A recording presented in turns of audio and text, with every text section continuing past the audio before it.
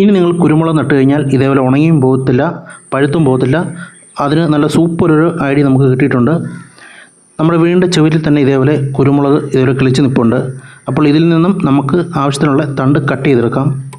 ഏകദേശം ഒരു 4 മുട്ട് വീതം ഈ ഒരു ഫാം വെച്ച് നമുക്ക് കട്ട് ചെയ്യാം. 4 മുട്ട് വീതം നിർത്തിക്കൊണ്ട് ഈ ഒരു ഫാം വെച്ച് കട്ട് ചെയ്യാം.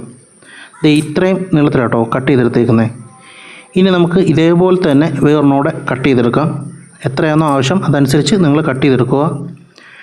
ഇനി നമുക്കിതിൻ്റെ ഇലകളെല്ലാം കട്ട് ചെയ്ത് മാറ്റാം. ഇലകളൊന്നും നമുക്ക് ആവശ്യമില്ല. ഇലകൾ മൊത്തത്തിൽ ഇതേപോലെ നമുക്ക് കട്ട് ചെയ്തെടുക്കാം. കട്ട് ചെയ്തെടുത്തിട്ടുണ്ട്. ഇനി നമുക്ക് ഇതേപോലത്തെ ഒരു ഗ്ലാസ് എടുക്കാം. അതിലേക്ക് നമ്മൾ കട്ട് ചെയ്ത് വെച്ച് ആ 2 തണ്ടും ഇട്ട് കൊടുക്കാം. ഇനി ആവശ്യത്തിന് വെള്ളം ഒഴിച്ചു കൊടുക്കാം.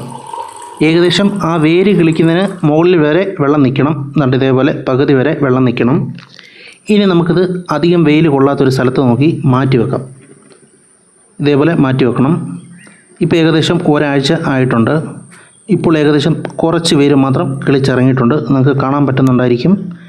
ഇതേപോലെ കുറച്ച് വേര് മാത്രമേ കിളിച്ചിറങ്ങിയിട്ടുള്ളൂ. ഇനി നമുക്ക് കുറച്ച് ദിവസം കൂടെ വെയിറ്റ് ചെയ്ത് നോക്കാം. ഇപ്പോൾ 1.5 ആഴ്ച കഴിഞ്ഞിരിക്കുന്നു. നല്ലപോലെ വേര് കിളിച്ചിറങ്ങിയിട്ടുണ്ട്. ഞാനിത് പുറത്തെടുത്ത് നിങ്ങളെ കാണിച്ചു തരാം. കണ്ടല്ലോ, ഒരെണ്ണത്തിനകത്ത് നല്ലതുപോലെ വേര് കിളിച്ചിറങ്ങിയിട്ടുണ്ട്. മറ്റൊന്നിൽ നിന്നും വേരുകൾ കിളിച്ചിറങ്ങാൻ തുടങ്ങിയിട്ടേ ഉള്ളൂ.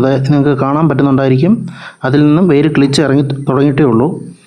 ഈ ഒരു മരത്തിൻ്റെ മുകളിലാട്ടോ ഞാൻ ഒരെണ്ണം നട്ടു വെക്കാൻ പോകുന്നത്. നല്ല വേരുള്ളത് നോക്കി ഈ ഒരു മരത്തിൻ്റെ മുകളിലേക്ക് ഞാൻ നട്ടു വെക്കുവാണ്. ആദ്യം നമുക്ക് ഇതേപോലെ ഒന്ന് കുത്തി നിർത്താം. പിന്നെ മണ്ണിടുമ്പോൾ പ്രത്യേകിച്ച് ശ്രദ്ധിക്കണം. ഇതേപോലെ വേണം ഇട്ട് കൊടുക്കാൻ. ഒരിക്കലും അമർത്തരുത്, കാരണം നമ്മുടെ വേര് പൊട്ടിപ്പോയുള്ള ചാൻസ് കൂടുതലാണ്. അതുകൊണ്ട് മണ്ണ് ചുമ്മാ വാരി ഇട്ടാൽ മതി. അധികം പ്രസ് ചെയ്ത് കൊടുക്കണ്ട.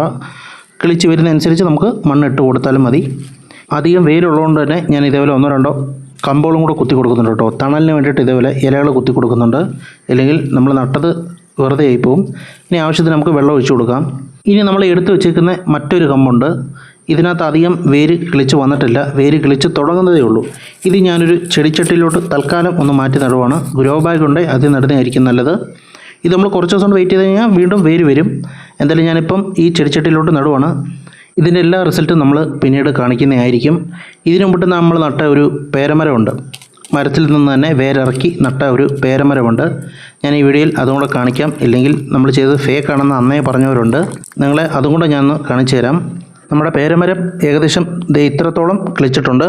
2 എണ്ണമായിട്ടാട്ടോ നട്ടേക്കുന്നത്. അപ്പോൾ വീഡിയോ ഇഷ്ടമായെങ്കിൽ ലൈക്ക് ചെയ്യണം, കമൻറ്റ് ചെയ്യണം, ഷെയർ ചെയ്യണം. മറക്കാതെ തന്നെ നമ്മുടെ ചാനലൊന്ന് സബ്സ്ക്രൈബ് ചെയ്യണം.